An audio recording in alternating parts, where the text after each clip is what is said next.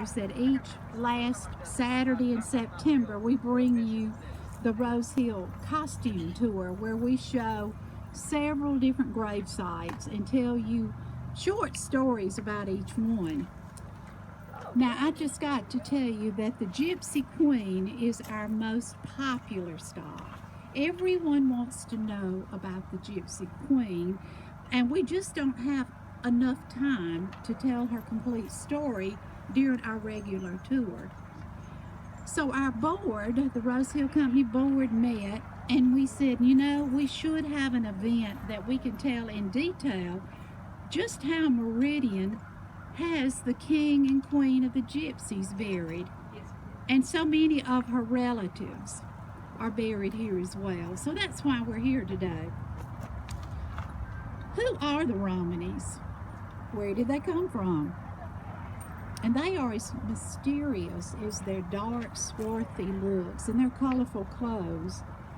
But history records that the Romanis actually came to the United States out of India, and they traveled throughout Europe down into South America, and it took hundreds of years to make it to the U.S. And once they came to the U.S., then they began to travel, and I feel when I researched the Romanis that they had certain routes they took through different stops, especially across the southeast. And so they would have come through Meridian. I know Mr. Walton Moore, who is one of the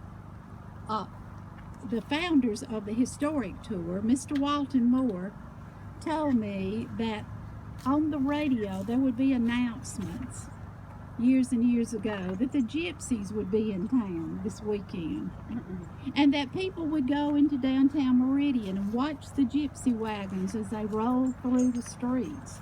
It was sort of like a parade, and so that was their habit. Now, we know by the time the 1800s arrived that Cleveland, Ohio was sort of their headquarters. But they would continue to travel through the Northeast and the Southeast. So today we want to tell you our Romani Queen Kelley's final trip to Meridian. And I'd like to introduce you to one of the women that was with the Gypsy Queen when she died. Thank you, Anne. My name is Flora Mitchell, and I'm King Emil's sister, and upon the death of Queen Kelley Mitchell, I took the throne. Now, Queen Kelley, she died in childbirth in the most horrible way. We were camped in Kotopa, Alabama, which is just across the state line. Giving birth is the most important thing a woman can ever do, especially at such a time in history as we are now, 1915.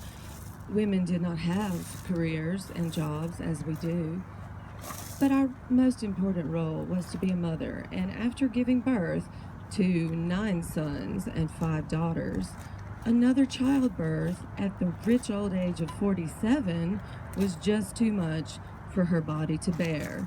And unfortunately, while encamped, she did pass away. Now, King Emil, my brother, he did everything he could to save her. He sent our good friend the Wakems to summon the country Dr. Hester. Dr. Hester, come quickly. The queen is in dire straits. You must try to save her. My brother promised him $10,000 if he was successful, but his efforts were in vain. She died in the middle of a pool of blood. No heir, the final child, died with her. But she did have an important legacy, and she is survived by over 100 grand and great-grandchildren that will carry her legacy throughout the United States, Canada, North and South America, and Mexico. Now, speaking of all of those people, they did come through Meridian 101 years ago. They came to pay their respects to their fallen queen. While this was going on, there were a lot of new developments in this town, which you will hear about. But it really left an impressionable mark upon the townspeople of Meridian at the time. At the time, Webb Funeral Home was known as Horace Smith Undertaking Company. Now, 20,000 people trekking through there over the course of days while her body lay in state. When they got to the funeral, it is said by Walton Moore that everyone stood silent, and they continued the silent traditions up here at this very site with the king's burial and with Flora's burial. So her burial set the standard for all the other gypsy funerals, even though she had the main lavish one that was big and widely talked about.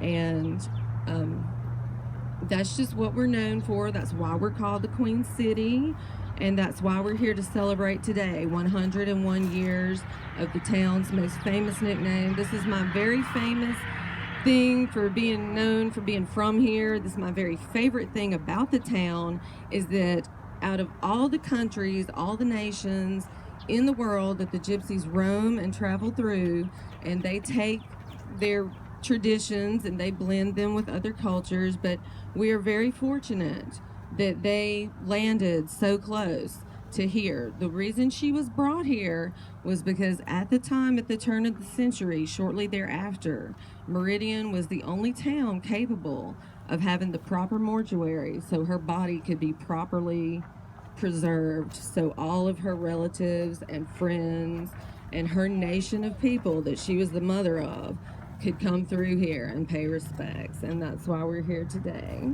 Thank you. Thank you so much, Gypsy. That was Gypsy Hennington who played that part for us this morning.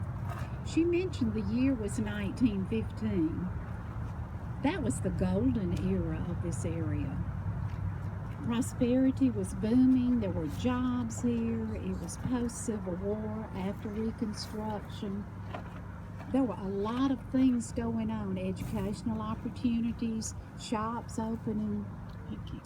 And it was a great time. If you look across this cemetery, which the oldest marker is 1858, you can tell by the elaborate markers and then the simple markers what the economy was. The people who could afford the elaborate ones, it seems, was during the golden era, and those that have just the simple ones seem to be during the Great Depression era. So you can really tell by the markers the period of time. And our queen does have an ornate tomb, even though you see grave robbers have tried to break into that cemetery many times because of the rumors that she was buried with gold or jewelry. But those rumors are not true. Nothing has ever been found there. Now, I believe our caretakers here at the cemetery cleaned off the Gypsy Queen's grave. Usually there are trinkets there. There are coins. One time I found a little pair of purple shoes with a little handbag to match.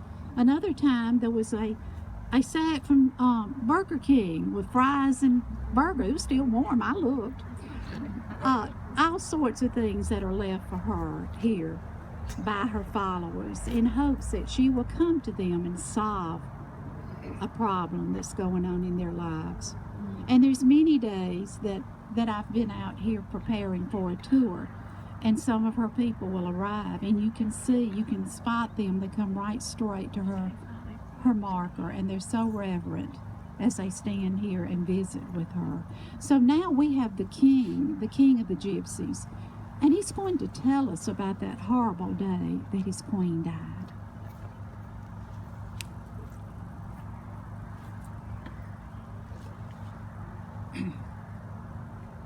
Though I summoned a country doctor and I offered him a sum of $10,000, he could not save Queen Kelley's life, and she died. My heart is broken. My grief is too much to put into words from the loss of my wife and the mother of our children and the mother of our nation. The Spectral Nation, we're always on the move, in some cases always on the run. Many times people don't understand, or they persecute our nation just because they don't know, out of either fear or ignorance, or sometimes both.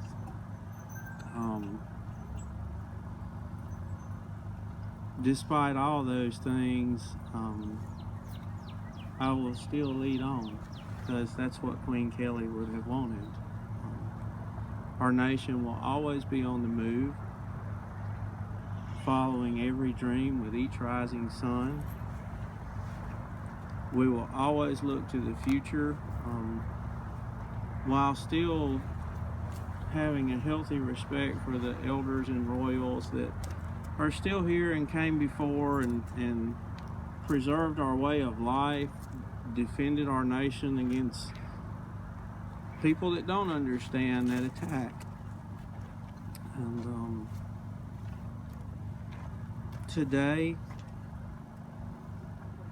while we're here in our silent reverie, let's reflect on those things while we stand here in the presence of our fallen Queen Kelley. Thank you.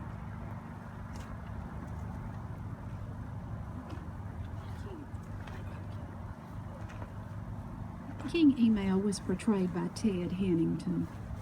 It was a sad time. If you can imagine, this clan was parked, their wagons circled up as you would have seen in the movies. A big roaring fire going. It was over near Coatopa, Alabama. She had had many babies. She knew the drill. But something was different this time. Her women could not stop the bleeding, and it was imminent that she would pass. And it was a wretched time, that because it seemed as though that could never happen to their queen. And so the King Emil, had no alternative but to load her body in one of those wagons and come to Meridian. Meridian is the only city within an hour's drive that had a funeral home that could preserve her body with ice.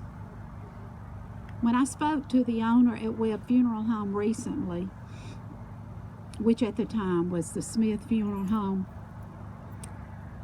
the owner there told me that the records indicated the Gypsies handled their own funeral, but they rented the space from the owner of the funeral home. So now we have that owner. We have director, funeral home owner, Mr. Horace Smith.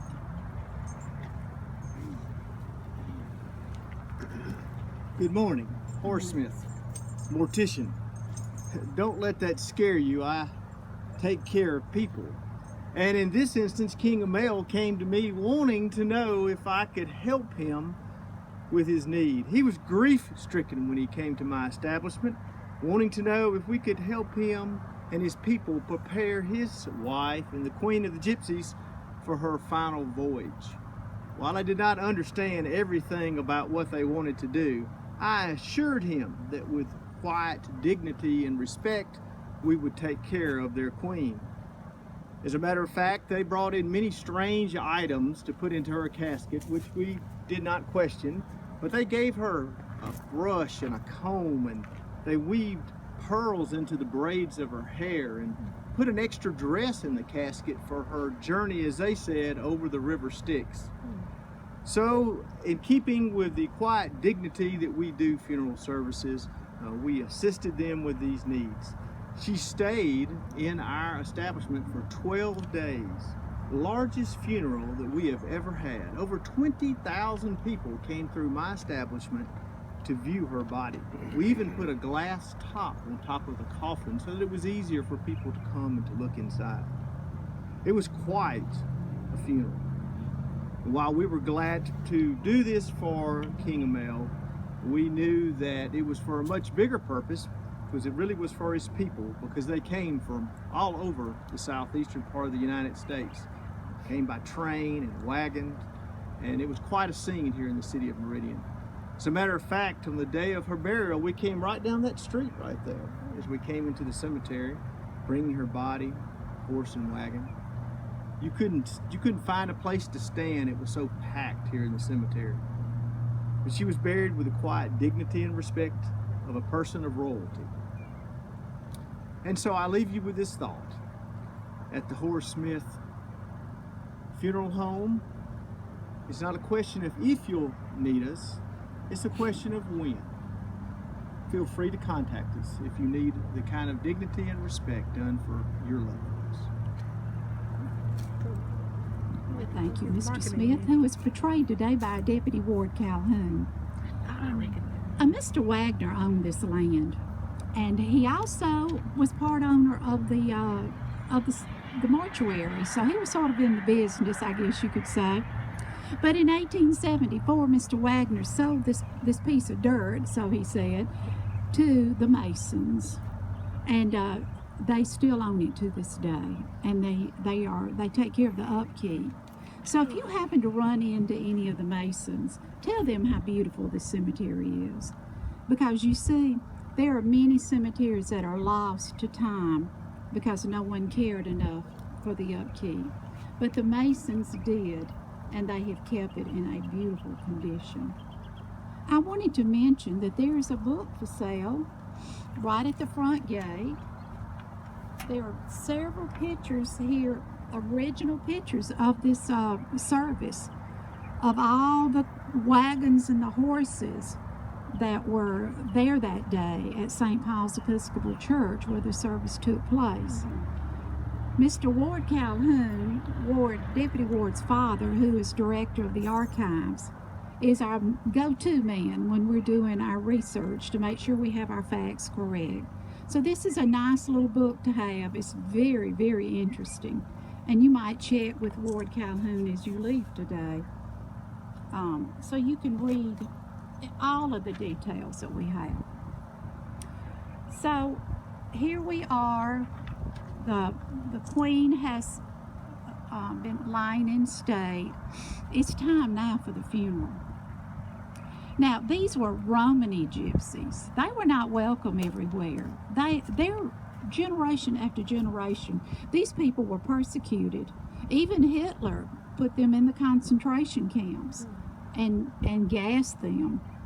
They were a group of people who lived during very hard times. And so this death of the Queen, it was just another hard time for them. But I must tell you, Meridian stepped forward during those days and helped with the burial of this wonderful woman, and later many other family members.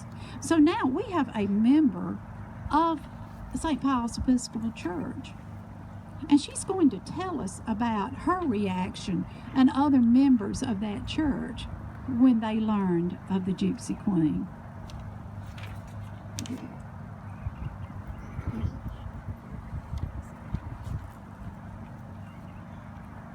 Our church, St. Paul's Episcopal, was asked to hold the service for the Romani Gypsy Queen.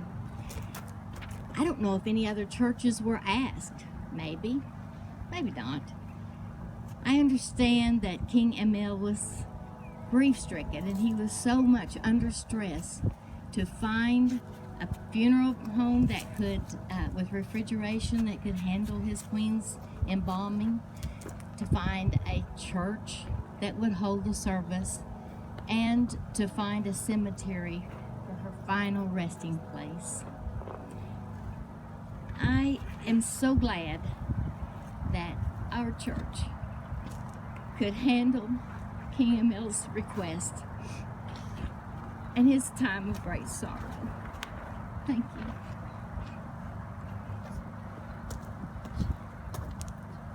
you. The church member is portrayed by Margaret Remy. All of these people are members of our Rose Hill Company. And I must tell you, there are many preparations, research, making of the costumes, promoting, advertising that goes on behind the scenes, so we can offer an event like this. Because you see, in the Rose Hill Company, our group, we do not erase history, neither do we make it up. We verify our facts through the Lauderdale archives, and then we tell those stories in a way that can be interesting and can be understood throughout the community. Now we have the reaction to the news of the Gypsy Queen from a Meridian citizen. She's an arts patron, so she has her story to tell about that time. I'm a member of a poetry club here in Meridian, and every Sunday afternoon we meet at Highland Park. It was the first week of February when a group of our members came in and gave us startling information. We had all heard the rumors, but they confirmed a Gypsy queen had died, and her funeral and burial were going to be right here in Meridian.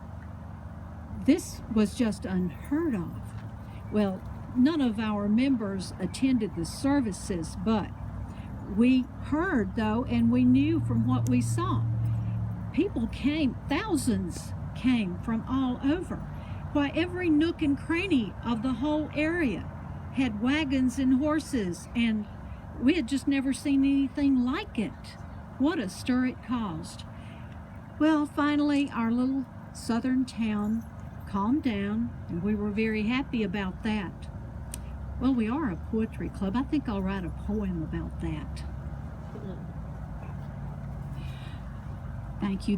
Our arts patron was played today by Carolyn Starnes. When all of this took place in this little sleepy southern town of about 20,000 people in 1915, stores closed, schools closed. I mean, the people just didn't know what to expect. And so now we have one of the teachers. She taught right across the street at Chalk Elementary, which is now Calvary Christian School. But she's going to tell the reaction of her students and some of the other people in the area. Good morning. I'm Miss Harrison. I was a teacher at Chalk Elementary School. Let me tell you one thing. My students were so mesmerized by the effect that the death of the Gypsy Queen had on our town and the events that led to it. And we were even more surprised to know that she was going to be buried here at Rose Hill Cemetery. They asked so many questions. And we'd also heard in the newspaper that there was going to be nearly 20,000 Romani people in town for the ceremony. So in light of all the activity, we just decided to close school. They weren't focused on school and studying. They were focused on things that they had learned at school about the Romani people. They had pictures in their heads of all these gypsies who danced around fires and played fiddles and tambourines. So it was just best that we just call it quits and just let them be part of the history in the making. Thank you. Thank you so much. Our teacher was played today by Tracy Harrison. Oh, can you imagine? Can you imagine the things that were going on and the questions that were in the minds of the citizens of Meridian? What was to happen next? What was to happen next? Well, the next thing that happened was that funeral processional. As it lined up in front of the funeral home, right down where Webb Funeral Home is today. And it headed west up 7th Street. If you'll look at the street out there, you can see the gates are right in line with 7th Street. It was a day much like today, a cold, windy day. The Queen was pulled in a hearse by white horses that had black plumes. Now, there's a lot of discussion about her casket. And I'm going to give you a detail that was in the newspaper, the Meridian Dispatch, back in 1915. But her casket, whatever it was made out of, was in the back of the hearse. There was a glass top to it, so the ones who walked by to pay their respects, those 20,000 people, could see her. And there came time for music for the processional. And so it would need to be a large musical band of some type. And Meridian was fortunate to have the Beeson College, which was located near Highland Avenue. And their emphasis was on music. And so that band was contacted to come out and play for the funeral. And so now I would like to introduce you to one of the members of Beeson College Band who played that day. Good morning. It was February and it was cold. I remember the band director came to us and he told us that we were going to play in a funeral, and that was not that was not out of the ordinary. We had played at many funerals. When they told us the funeral that it was, I went into a shock. I was from one of the more conservative families here in town, and my mother had told me to avoid the Gypsies. She just didn't understand them. I didn't listen to her. I was walking downtown amongst the wagons and all that good stuff. But as the funeral procession left the funeral home, we started out playing sad funeral music, mournful funeral music. And as we got further and further, I noticed that the king seemed agitated, and finally he just told us, "Pep it up." He wanted some joyful music, which was not weird or shocking for me because I had heard the music, and so we pepped it up, and it was more of a party that came down 7th Street that day. It was a celebration, and I went on past Beeson College and led a good career in life, but the most memorable thing that stuck with me the rest of my life was the day that I played in the funeral of the Gypsy Queen. Okay, our band member from Beeson College was played by Christopher Alexander. Don't you feel like you're almost in 1915 this morning? Can't you just feel the vibes of the community and what was really going on? Well, I got to bring you back to the 21st century for just a second. If you have a Ford Taurus that's tan in color, or a Kia Sorento white in color, and you've got it parked across the street at the mustard tree, if any of you have that, the owner over there asks that you come move it. So if that's any of you, maybe you should skedaddle over there and move it, because he's sort of hankering to want to have it towed. Why people have to act like that, I don't know. But anyway, if you can and that's yours, please go move it where you won't have to pay a towing fee. Well, all of this was going on that cold February morning. The processional and the band was playing. The Queen was in her hearse. Now, Gypsy tradition was that all of the women and children would ride in carriages, and the men would walk, and they would walk bareheaded. In other words, they would not have a hat on, and they would walk following the hearse. So it was a cool morning to be hatless, but that was their tradition. And even though there had been deaths of royalty years and years and years ago, this death was so unique because of all the love that she had. When 20,000 people show up for a funeral, there is great love. And people still come to visit her today. But there was one visitor that came into Meridian on that fateful February morning. She had boarded the passenger train in Denton, Texas, transferred in New Orleans, and came into Meridian and she didn't know what was going on. She wants to tell you her story. Of all the times to come back to see my mama, this was not a good time. She knew I was coming. I was a teacher out in Denton, Texas. By the way, my name is Meridian Shackelford. I taught art in the College of Art, Industrial Arts in Denton, Texas. And I was coming to visit my mama. As the train was pulling into town, I just heard one going by, so they're coming in right now. As the train was pulling into town, we noticed that things looked a little different. There were more people out there. There were all kinds of wagons out there. These were not things we normally saw in sleepy little Meridian, Mississippi. When I got off the train, although my mama knew I was coming, when I got off the train, I expected to see my brother out there ready to meet me. He worked down at the Melton Hardware Company, which was only 2 blocks away from the train depot, but there were so many people out there, but none of them were my brother. I was able to walk with another crowd that was headed up to Weidman's to eat a meal and get over to where my brother was. And he told me, he said, I could not leave this store to see all these gypsies out here, and you know what kind of reputation these people have. And immediately I asked, why are they here? And he began to tell me the story of the Gypsy Queen and what had happened to her. Well, I was not really concerned about that. I did not come to see her. I came to see my mama.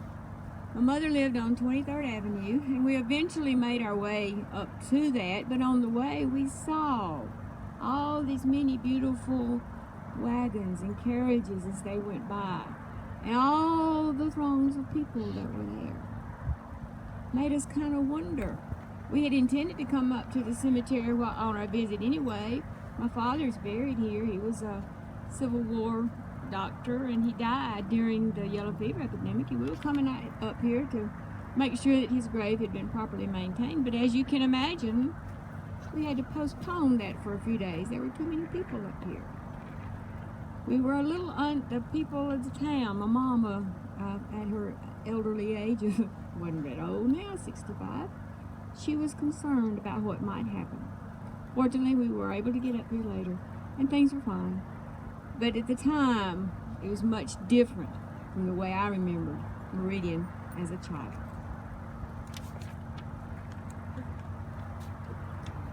The art teacher, Miss Shackelford, was played by Carol Sue Wiggins. Oh my, this was a time that happened that February of 1915 that people would discuss and write about, and even write in the newspapers and tell stories on the radio about this time. It was so unique. It is a unique historical event that needs to be told over and over through storytelling. Did you know storytelling is the oldest art form in the world? Even before the cavemen drew the pictures on the walls, families would sit around a big fire and tell stories. So that's what our group, the Rose Hill Company, we are storytellers, and we come out to share these stories with you. Well, so here we are, and the mayor of Meridian at that time is a little confused. He's not so sure just what is going on. So he is here today to tell you his thoughts and ponderings of that time. Good morning. My name is John Woods Parker. I was mayor of Meridian from 1909 to 1917. Then I was re-elected in 1921 and served until I died in office in 1923. I'd like to tell you just a little bit about Meridian during this time. It was prospering, it was growing, it was a beautiful city. Some of the things we did during my administration: we built 6 new schools. We built a new jail, 2 libraries. We expanded the city streets. We doubled the amount of sidewalks in the city. But one of my proudest accomplishments is we got away from the horse-drawn carriages in our fire department and implemented vehicles to better serve the citizens. Honestly, When I heard the Gypsy Queen was going to be buried here in Meridian, I was concerned for the safety of the citizens and the city. But after seeing the deep love, dedication, and mourning for the Gypsy Queen, I grew to understand and respect them. Thank you. Thank you, Mayor. I believe he was doing a little politicking there. But he was portrayed today by Kyle Rutledge, who is District 5 Supervisor for Lauderdale County, who also plays parts in our regular tour. All of these people you see play parts in our regular tour, which is always the last Saturday in September. And I want to tell you that we're going to have a couple of scoundrels on that tour this year. We've been in the habit of telling